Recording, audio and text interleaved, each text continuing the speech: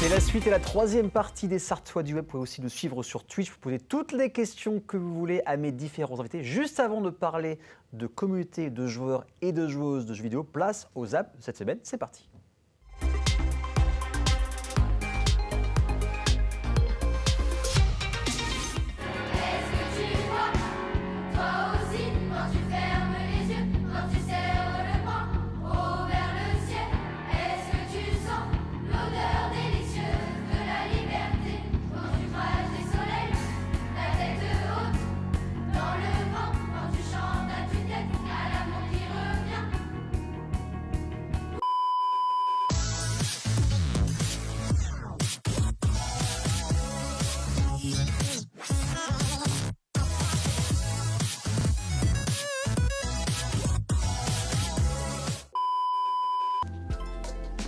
Nous sommes au prieuré de Mayenne, un ensemble monacal du Moyen-Âge. Ça fait 50 ans que nous avons consacré notre vie à ce lieu pour le sauver. C'est une vie entière qui est là-dedans et qui, j'espère, après moi, continuera avec mes enfants, mes petits-enfants.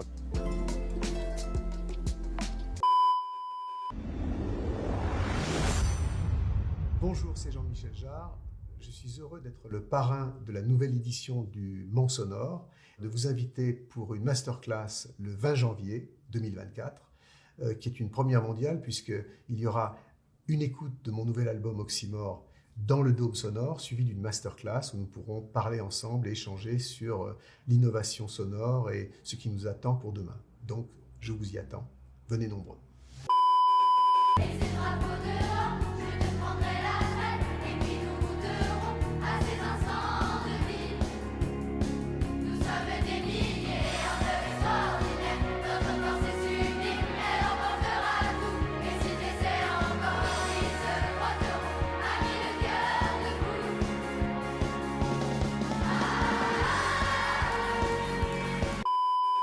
Le Logis Hall, c'est la première fois qu'on classe un bâtiment comme ça en France.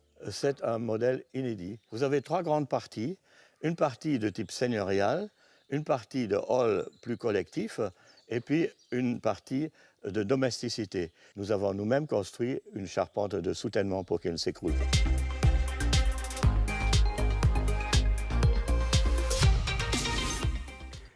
Et pour cette troisième partie, il est temps de parler un tout petit peu de jeux vidéo. C'est parti.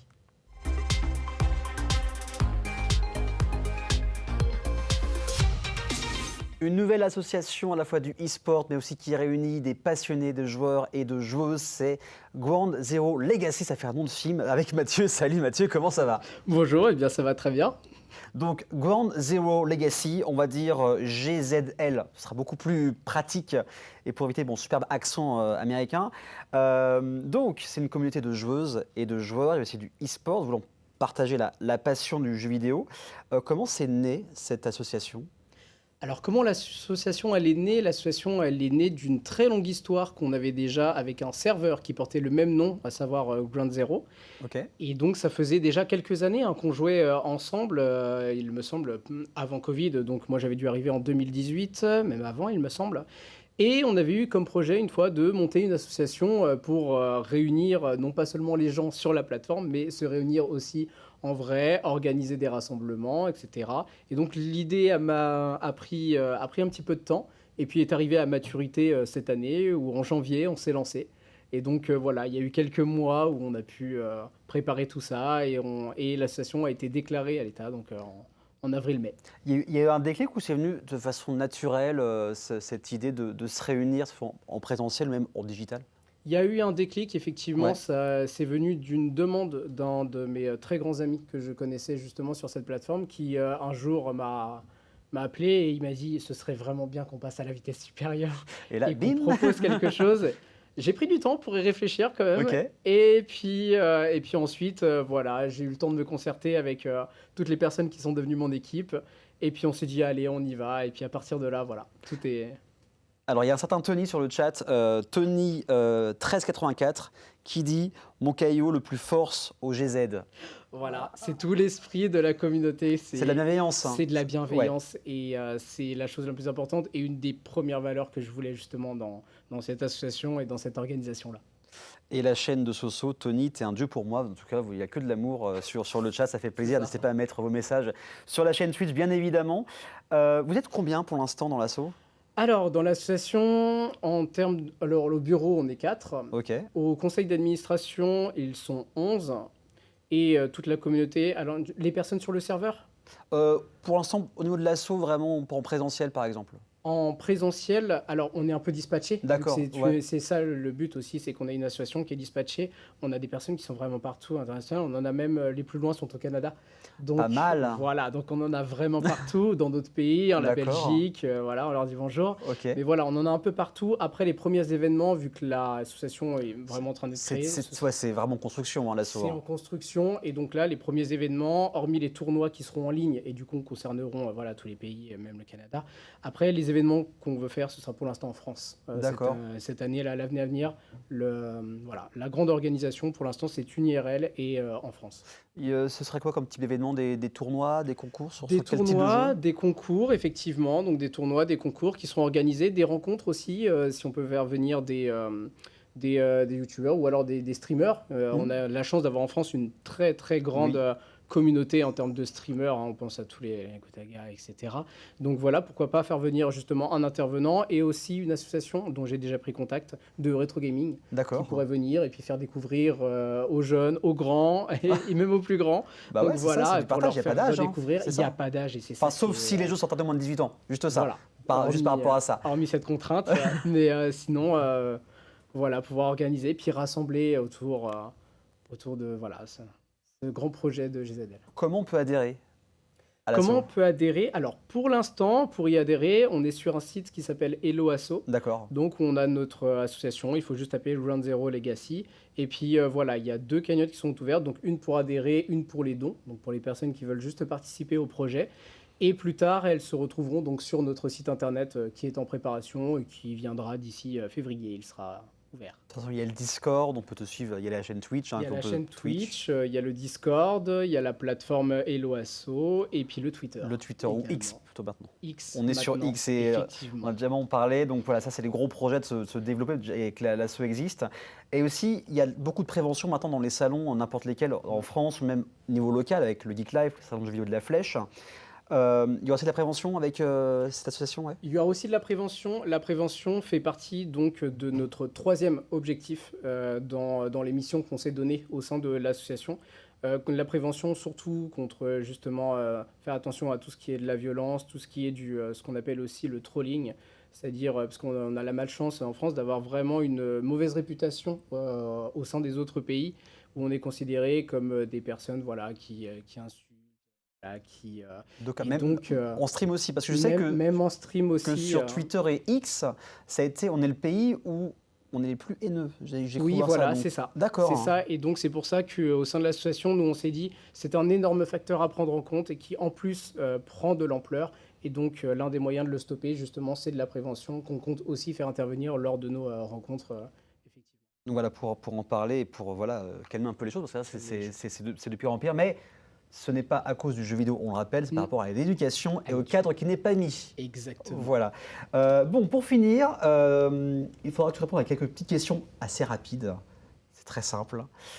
Le plus gros cliché sur les jeux vidéo, selon toi, c'est quoi? Les gens qui jouent aux jeux vidéo n'ont pas de vie sociale.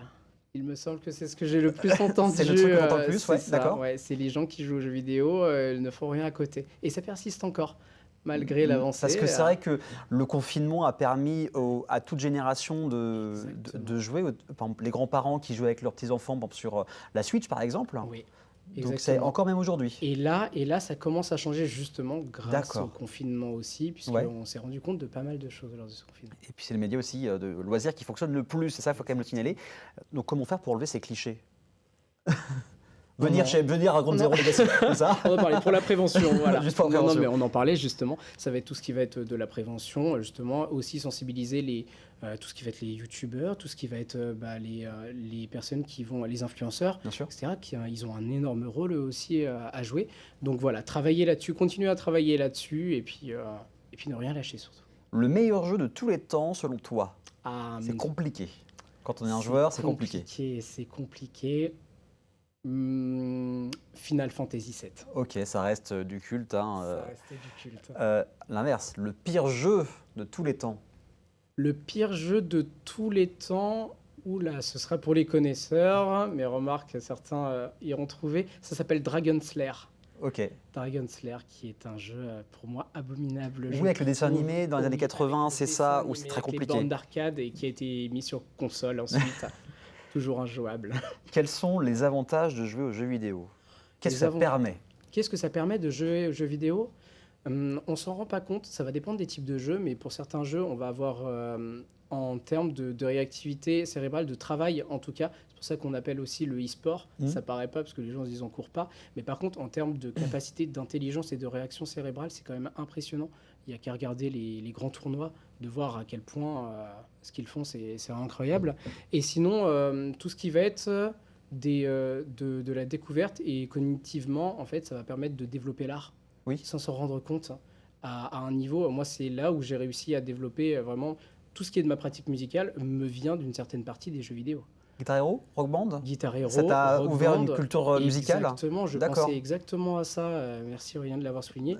Un jeu vidéo qui est capable à quelqu'un d'apprendre un instrument de musique. Oui.